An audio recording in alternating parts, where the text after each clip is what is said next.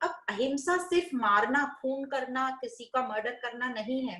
उसके आगे मन, वचन, कर्म से भी किसी को पीड़ा न पहुंचाना, ये हुआ अहिंसा। फिर है क्षमा भाव, जिसको यहाँ पे शांति करके बोला गया है। मन में से भी किसी के प्रति विकार ना होना, और क्षमा भाव रखना मतलब वह जो विवेकी पुरुष होता है, जो क्षेत्रज्ञ होता है, उसको पता है कि सब अपने अपने गुणों के कारण चल रहे हैं, सब अपने गुणों के परवश हैं, तो वो सबको सहन कर लेता है और माफ कर देता है। फिर है आर्जवम। ये क्वालिटी बहुत ही सुंदर क्वालिटी है। आर्जवम मतलब सहज रहना, स्ट्रेट फॉरवर्ड, अपने आप से सच्चा रहना। हमारा प्रॉब्लम यही है कि हम अपने आप से सच्चे नहीं हैं, इसलिए हम हमेशा थकावट में रहते हैं और दिखावटीपन में रहते हैं। अपने सिद्धांतों के पक्के रहना, तो यह है आर्जवम। और जो हमने देखा है, बहुत हमारे जो महापुरुष हुए हैं, जिनके हम नाम सुनते हैं, उन सब में ये क्वालिटी थी आर्जवम। वो सरल, स्ट्रेट फॉरवर्ड थे, सहज थे। फिर है आचार्य उपासना। आचार्य उपासना से लोगों को लगता है गुरु के आगे पीछे भागना, गुरु के चरण धोना और उनका वो पानी पीना, तो ये नहीं है आचार्य उपासना। आचार्य उपासना, आचार्य कुछ चाहते भी नहीं है, गुरु आपसे कुछ चाहते भी नहीं है, पर बस वो ये चाहते हैं जो हमको ज्ञान मिला है उसको हम अच्छे से यूज करें, और हमारी ड्यूटी है कि जो हमें ज्ञान मिला है उसका हम आभार प्रकट करें। बाकी आचार्य या गुरु हमसे कुछ नहीं चाहते। फिर है शौचम। शौचम मतलब प्यूरिटी, तो बाहर से और अंदर से दोनों तरफ हम सफाई रखें। तो बाहर से तो सफाई हम अच्छे से जानते हैं, पर हमने कई जगह पढ़ा है कि अंदर जो हमारे इतना कूड़ा कचरा पड़ा है, हमें उसकी सफाई करनी है। फिर है स्थिरता। स्थिरता मतलब दृढ़ निश्चय हो अपने लक्ष्य के प्रति। अब हमारा जो दृढ़ निश्चय होता है छोटी छोटी चीजों पे होता है। क्या होता है हमारा दृढ़ निश्चय? कि भोजन कैसा बना है वो हमें पक्का चाहिए कि ऐसा ही होना चाहिए। हम घूमने कहाँ जा रहे हैं, वेकेशन कहाँ है, वो जगह कैसी है, वो होटल कैसी है, उसमें हमारा दृढ़ निश्चय होता है। हमारे कपड़े कैसे हैं, उसमें हमारा दृढ़ निश्चय होता है। पर यहाँ बता रहे हैं वो छोटी छोटी चीजें, अभी हमें मेन लक्ष्य के प्रति हमारा दृढ़ निश्चय होना चाहिए। और हमने देखा भी है, यदि दृढ़ निश्चय आपका किसी चीज में नहीं होता तो वो चीज आप मन लगाकर करते भी नहीं हो, और मन लगाकर नहीं करते हैं तो उसका रिजल्ट भी हमारे मन पूर्वक नहीं आता। तो ये दृढ़ निश्चय वाली क्वालिटी बहुत इंपॉर्टेंट है, और इसके लिए चाहिए हमारी बुद्धि बहुत कुशाग्र होनी चाहिए। बुद्धि कुशाग्र तभी होगी जब हम ज्ञान से उस बुद्धि की एक्सरसाइज कंटिन्यूस करते रहें, तो वो बुद्धि हमारे मन को कंट्रोल में रखेगी, और जब भी हमारा मन इधर उधर जाएगा तो बुद्धि बराबर उसको पकड़ के लाएगी। तो ये हुई स्थिरता। फिर है आत्म संयम। आत्म संयम मतलब सेल्फ कंट्रोल। तो हम अपने मन बुद्धि को ट्रेन कर ही रहे हैं, तो जो बुद्धि है वो जब ठीक तरीके से निश्चय करती है और कि कहाँ मेरा मन जा रहा है, ये जगह ठीक है कि नहीं मेरे एंजॉय करने के लिए, तो बराबर वो बुद्धि हमें जगह पर लाके रखती है। और ये जो आत्म संयम है, हमने षट संपत्ति पढ़ी थी, शम दम दया तितिक्षा उप्रति उपासना, ये आत्म संयम उसमें आ जाता है। तो ये हुआ हमारी आत्म संयम मतलब सेल्फ कंट्रोल। तो बुद्धि यदि हमारी कुशाग्र है तो सेल्फ कंट्रोल अपने आप हो जाएगा। हमने जैसे अभी डायग्राम में देखा कि सबसे नीचे इंद्रियां आती हैं, और हमारे जो कंट्रोल में बुद्धि वो सबसे ऊपर आती है। तो हमने बुद्धि को कंट्रोल कर लिया तो बुद्धि मन को कर लेगी कंट्रोल, और मन इंद्रियों को कंट्रोल कर लेगा। तो बुद्धि को और मन को हमने ज्ञान दे दिया तो हमारा पूरा काम हो गया। और ये जो ज्ञान है ये हमारी उन्नति ही कराता है। तो जो भी चीज हमारी उन्नति करने के बीच में आ रही है, जैसे आगे की क्वालिटी है वैराग्यम। अब ये शब्द सुन के लोग डर जाते हैं कि आप तो बोलते हो कि कुछ नहीं छोड़ना, फिर आप बार बार वैराग्य वैराग्य बोलते हो। तो हमें समझना है वैराग्य किस चीज का लेना है। जो चीज हमारे काम की नहीं है या जो हमारे लक्ष्य के बीच में आ रही है, उन चीजों का वैराग्य करना है। जो हमारे लक्ष्य के बीच में नहीं आ रही उन सबको एंजॉय करो, उसको छोड़ने की कोई जरूरत नहीं है। जैसे कि अब यदि किसी को बीमारी है, डायबिटीज है, तो जो शुगर है वो उसके बीच में आ रही है स्वास्थ्य ठीक रखने को, तो उसको शुगर छोड़नी पड़ेगी या कम करनी पड़ेगी, कुछ ना कुछ उसको तरीका निकालना पड़ेगा। पर जिसको शुगर से कोई प्रॉब्लम नहीं है तो वो शुगर एंजॉय कर सकता है। तो इसी प्रकार वैराग्य आती है दूसरी क्वालिटी, कि अपना लक्ष्य ऊंचा रखो। यदि हम अपना लक्ष्य ऊंचा रखेंगे तो जो छोटी मोटी चीजें हैं वो हमें कम इम्पोर्टेंट लगेंगी और हमें समझ आ जाएगा कि कौन सी चीज टेम्पररी है, अनित्य है। जो हमें, जैसे हमको डायबिटीज है, हम शक्कर खा रहे हैं तो अभी तो हमें मजा आ रहा है, पर 5 मिनट बाद तो वो टेस्ट भी चला जाएगा। तो उसे पता है कि ये टेम्पररी है, मेरी सेहत के लिए नुकसान दायक है, तो उसको वो अपने आप छोड़ देगा। उसका लक्ष्य ऊंचा है कि मुझे मेरा स्वास्थ्य ठीक रखना है, तो उसके लिए ये छोटी बात हो जाएगी। इसी प्रकार हम देखते हैं कोई स्टूडेंट कोई एग्जाम की तैयारी कर रहा है, तो उसके लिए बाहर डिनर पे जाना 1 दिन पहले या 2 दिन पहले, या कोई मूवी देखना, उसके लिए ये मायने नहीं रखता। हालांकि उसका बहुत शौक है मूवी देखने का, पर एग्जाम के 1 दिन पहले वो मूवी नहीं देखेगा, क्योंकि उसका जो लक्ष्य अभी ऊंचा है, बुद्धि से है कि उसका कल एग्जाम है। इसी प्रकार हम बहुत सारे प्रोफेशन में देखते हैं, डॉक्टर हैं, हमारे सैनिक हैं, उनकी ड्यूटी के बीच में कोई भी दूसरे काम आ जाए, जैसे एंटरटेनमेंट आ जाए, वो उनको छोड़ देते हैं। या फिर वो एंटरटेनमेंट में कहीं रहते हैं, फिल्मों में रहते हैं या कोई एग्जीबिशन में रहते हैं, फैमिली के साथ रहते हैं, और उनको एक फोन आ जाता है कि कोई इमरजेंसी है, वो वहीं पर छोड़ के अपनी ड्यूटी पर चले जाते हैं। तो जब हम बुद्धि से काम करते हैं, हमारा जब लक्ष्य ऊंचा रहता है, तो ये छोटी छोटी चीजें अपने आप डिसॉल्व हो जाती हैं और उसके लिए हमें बुरा नहीं लगता है। तो ये हुआ वैराग्य। फिर है अनअहंकार। अनअहंकार मतलब अहंकार का अभाव। अब ये अहंकार हम पहले भी पढ़ा है। जब तक हमें ये ज्ञान नहीं होता, ये हमें बोध नहीं होता कि मैं कौन हूँ, तब तक हमको लगता है सब कुछ मैं ही हूँ, मैं ही सब कुछ कर रही हूँ, मेरे कारण ही सब कुछ हो रहा है। तो ये अहंकार को हम विनम्रता से, जो हमने पहली क्वालिटी पढ़ी थी अमानित्यम, जिसको विनम्रता कहते हैं, अहंकार को हम विनम्रता से रिप्लेस करेंगे। जैसे कोई क्वालिटी हम छोड़ते हैं तो हमें लगता है कोई दूसरी से उसको रिप्लेस कर दे, वो इजी हो जाता है छोड़ने को। तो हम ये अहंकार को विनम्रता से रिप्लेस करेंगे। तो जब जब हमें लगेगा हमें अहंकार आ रहा है, हम विनम्रता को याद करके अपने अहंकार को थोड़ा दबा देंगे। तो इस प्रकार एग्जाम्पल यहाँ देते हैं, जैसे कोई लहर को या बुलबुले को ऐसा लगे कि मेरे कारण ही समुद्र की शोभा है, और फिर कुछ देर बाद वो बुलबुला फूट जाता है या लहर जो है पानी में समाप्त हो जाती है। यदि ये लहर यही समझ ले कि मैं पानी से ही उत्पन्न हुई हूँ, पानी में ही समाप्त होने वाली हूँ, तो वो जितनी देर लहर बन के उछलेगी, कूदेगी, वो मजा करेगी, इंजॉय करेगी, उसको शांति रहेगी मन में। पर यदि उसको ये रहेगा मैं लहर हूँ, मैं ही सब कुछ कर रही हूँ, मेरे कारण समुद्र की शोभा है, तो उसके मन में विचलितता रहेगी, उसके मन में कंपटीशन रहेगा कि दूसरी लहर से मैं ज्यादा अच्छी कैसे हूँ, और इसके कारण अशांत हो जाएगी वो। तो ये प्रॉब्लम आ जाती है जब हम अपने को दूसरों से पूरी समष्टि से अलग समझने लगते हैं। तो इसी प्रकार हम जब अपने आप को सब कुछ समझ लेते हैं तो हमें दूसरा दिखाई देने लगता है, सब में गलतियां दिखाई देने लगती हैं, हम दूसरों को नीचा दिखाई दे, कुछ शब्द ऐसे कह देते हैं कि दूसरे को हम डाउन करते हैं, क्योंकि हम सोचते हैं हम सबसे ज्यादा ग्रेट हैं और सब कुछ हमें ही चाहिए होता है, सब वाहवाही भी हमें ही चाहिए होती है। तो हमने यहाँ पे ये समझना है कि जो भी कुछ हम कर रहे हैं, हम अकेले कुछ नहीं कर सकते, सब में सबका सपोर्ट लगता है। कोई भी काम, कोई भी चीज अकेला एक व्यक्ति नहीं कर सकता। जैसे सादा सा एक गिलास पानी पीना है, तो उसके लिए पानी कहाँ से आया, हमने तो प्रोड्यूस नहीं किया, प्रकृति से लिया। ग्लास कहाँ से आई, ग्लास ना भी हो तो जहां से पानी देने वाला है वो कौन है। तो ऐसे सब जगह हमें सपोर्ट लगता है, सबके सपोर्ट से, सबके योगदान से ही हम जीवन निर्वाह कर सकते हैं, इसलिए विनम्र बनो। तो यहाँ पर बड़े बड़े जो व्यापारी हैं उनमें से कई के नाम आते हैं, जैसे यहाँ नाम आया है JRD टाटा का।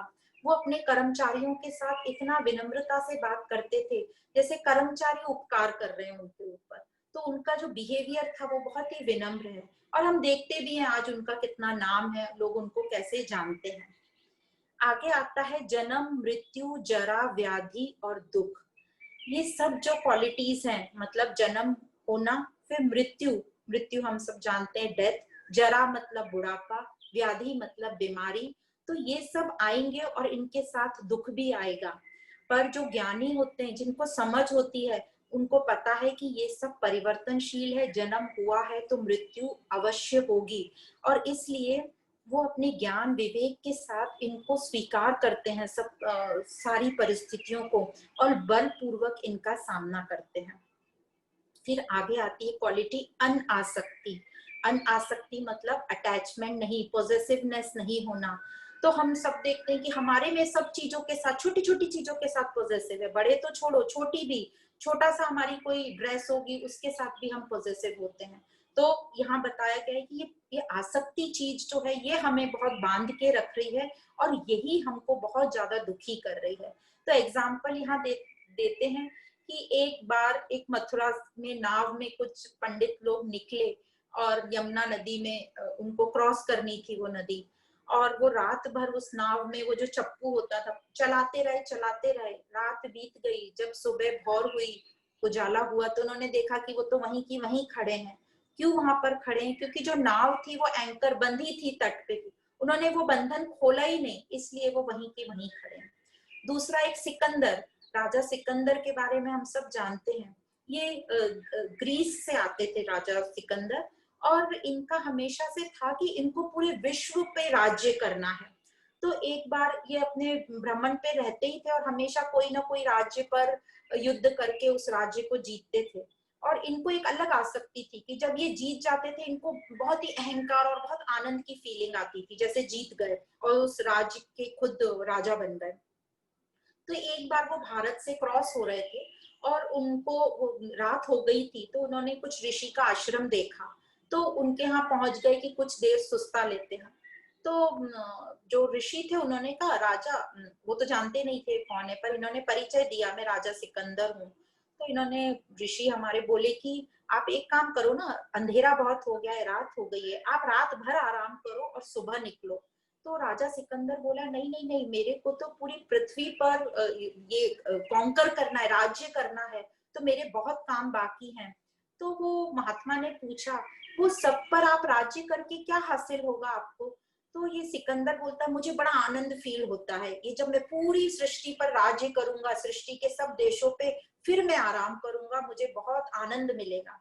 तो ये ऋषि ने पूछा, ये सब देश पर तुम राज्य करके उससे आनंद का क्या देना है? तो राजा सिकंदर को समझा नहीं कि ये क्या बोल रहे हैं।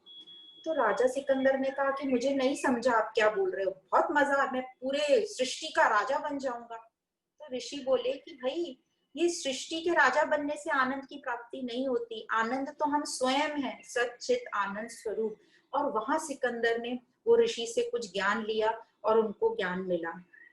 तो इस तरीके से कहते हैं कि जो आनंद है वो हमारे अंदर है, पर हम इस आनंद को बाहर ढूंढते रहते हैं और चीजों से अटैच होते रहते हैं, और हर चीज हमें टेम्पररी आनंद देती है और कुछ दिन बाद नहीं देती। तो इस प्रकार अनासक्ति बोला है। फिर आगे बोलते हैं अनभिष्वंग। अनभिष्वंग मतलब अति स्नेह का अभाव।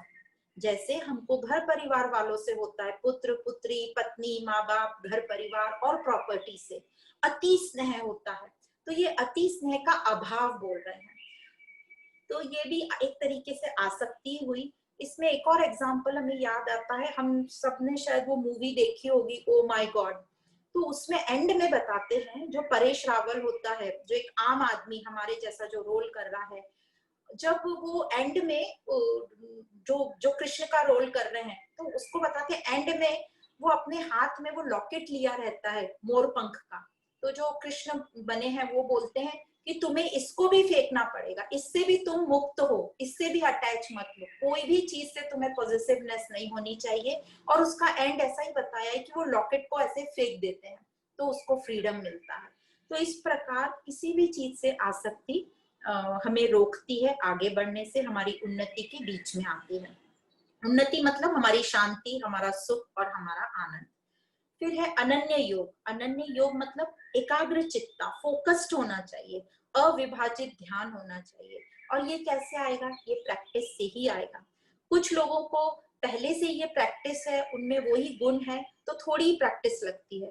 पर कई लोगों का हम देखते हैं ध्यान इतना इधर उधर जाता है, बहुत इंटेलिजेंट होते हैं, हर चीज करने में बहुत माहिर होते हैं, पर रिजल्ट ही नहीं निकलता, क्योंकि एकाग्र चित्ता नहीं है। काम शुरू करते हैं, बीच में ही छोड़ देते हैं और कुछ और करने लगते हैं, तो उनको सक्सेस नहीं मिलती और परेशानी खुद को होती है। तो ये एकाग्र चित्ता प्रैक्टिस से आएगी। हम प्रैक्टिस करेंगे, मेडिटेशन करेंगे, अपने आप को समझेंगे, तो एकाग्र चित्ता आएगी। और एकाग्र चित्ता के साथ बोलते हैं हमारा बैलेंस होना चाहिए। हमारे हिसाब से काम हो या हमारे हिसाब से ना हो, हमारा मन में बैलेंस होना चाहिए। फिर है एकांतवास। एकांतवास मतलब हमारे मन में शांति होना चाहिए। हमेशा नहीं, जैसे हमको अभी थोड़ा भी टाइम मिलता है तो हम फोन देखेंगे, 10 मैसेज फॉरवर्ड करेंगे, किसका आया किसका नहीं आया, या कुछ टीवी लगाएंगे, हम बिल्कुल भी अनस्टेबल हैं। तो ऐसा, क्योंकि हमें वो एकांतवास अच्छा नहीं लगता। क्यों नहीं अच्छा लगता? क्योंकि इतने वर्षों से हमें आदत ही नहीं है। हम जब भी अकेले हुए तो हमने सोचा बाहर का कोई सहारा ले ले, इसलिए हमें अपने आप से बैठना अच्छा ही नहीं लगता। पर यहाँ बताया जा रहा है अपने आप से बैठो, अपने को देखो, स्वयं को, अपने स्वयं को हम क्या चेंज कर सकते हैं, मैं स्वयं कौन हूँ, मैं वो सच्चित आनंद स्वरूप हूँ। तो उसको हमें स्वयं को बैठ के ही स्वयं से ज्ञान लेना होगा, तभी ये चीज हमारी दिव्यता में निखार आएगा। फिर है जन समुदाय में अरुचि। तो ये मत समझना कि उनको बिल्कुल वो सब छोड़ देते हैं और किसी से बात नहीं करते। यहाँ कहने का मतलब है कि उनको एक्सेसिव अपने आजू बाजू भीड़, मतलब कोई महान लोग होंगे तो कई लोगों को आप देखते होंगे बहुत आजू बाजू तामझाम चाहिए, 10 लोग आगे पीछे पूछने वाले। तो इन लोगों को ये आगे पीछे घूमना, बिल्कुल खुद के आगे पीछे कोई घूमे वो नहीं अच्छा लगता। कोई किसी का बैग उठा रहा है और सब ऐसे कर रहे हैं, पूज रहे हैं, वो उनको अच्छा नहीं लगता। और वो अच्छा नहीं लगता मतलब वो नहीं चाहते ऐसा हो। और दूसरा, वो फालतू की न्यूज, मीडिया में क्या चल रहा है, किसके घर में क्या हो रहा है, इसमें दखलंदाजी नहीं करते। तो इसको बोलते हैं जन समुदाय में अरुचि। फिर है अव्यभिचारी। अव्यभिचारी मतलब ध्यान उधर इधर उधर ना भटकना, मतलब इनडायरेक्टली बोल रहे फोकस में रहना। और ये अविभाजित ध्यान कब होगा? फिर से ये प्रैक्टिस होगा हमारी, हम ये ज्ञान निरंतर नित्य करते रहेंगे तो हम फोकस्ड होंगे। फिर है आत्मज्ञान नियतम। अब नियतम वर्ड दिया है, इसका मतलब ये हमें कंटिन्यूस करते रहना है, भले ही थोड़ा थोड़ा थोड़ा 10-10 मिनट रोज अपने ऊपर काम करना है। और ये आत्मज्ञान से हम समझेंगे, स्वयं के ऊपर काम करेंगे, ध्यान योग में बैठेंगे, स्वयं को आत्मा जानेंगे और उसी हिसाब से फिर हम दिन भर व्यवहार करने की कोशिश करेंगे। हम देखते हैं जहां जहां जो जो स्टोरीज में स्वयं से वो निकला कॉन्फिडेंस, या स्वयं से बाहर दृष्टि गई, जैसे एग्जाम्पल सीता की दृष्टि जैसे ही राम से हटकर, राम मतलब आत्मा, राम से हटकर वो हिरण पर चली गई तो क्या हुआ उसके साथ हम जानते हैं। फिर हमने देखा कि युधिष्ठिर जो थे वो जब जुआ खेलने बैठे, बाहर कृष्ण खड़े थे पर उन्होंने उनको नहीं बुलाया, हालांकि उनको खुद को कुछ खेलना नहीं आता था, वो अपनी जगह कृष्ण को बिठा सकते थे, पर वो उस टाइम भूल गए, या उनके मन में था कि वो कृष्ण को बताना नहीं है कि हम जुआ खेल रहे हैं। हम भी कई बार ऐसे करते हैं, कुछ गलत काम करना चाहते हैं तो अपने पेरेंट्स से या छुप के करना चाहते हैं। फिर द्रौपदी, जो हम सब ने देखा है कि उन्होंने आखिरी में श्री कृष्ण को याद किया। ये सब स्टोरीज ये बता रही हैं कि जब जब हम अपने स्वरूप से बाहर निकल गए तब तब हमें तकलीफ हुई, हमारे साथ गलत हुआ। और ऐसे ही गजेंद्र मोक्ष की जो हम कहानी सुनते, आखिरी में उसने वो फूल अर्पण विष्णु जी को करने के लिए याद किया, बाकी उसने पूरे जहान को इकट्ठा कर लिया, पूरे जंगल के सब जानवर आ गए, सब कोई आ गए और कोई मदद नहीं कर पाया। ये सब स्टोरी सिर्फ एक मेटाफर है हमें बताने के लिए कि हमारा ध्यान हमारे लक्ष्य से जब चला जाता है तो हम ये राक्षसी चीजों के, ये गलत चीजों के शिकार हो जाते हैं, जैसे सीता हुई, द्रौपदी हुई, गजेंद्र हुआ, उस तरीके से। तो हमें अपनी हेल्थ पर भी ध्यान रखना है, अपने धन संपत्ति पे भी ध्यान रखना है, व्यवहार पे भी ध्यान रखना है और आध्यात्मिकता पे भी ध्यान रखना है।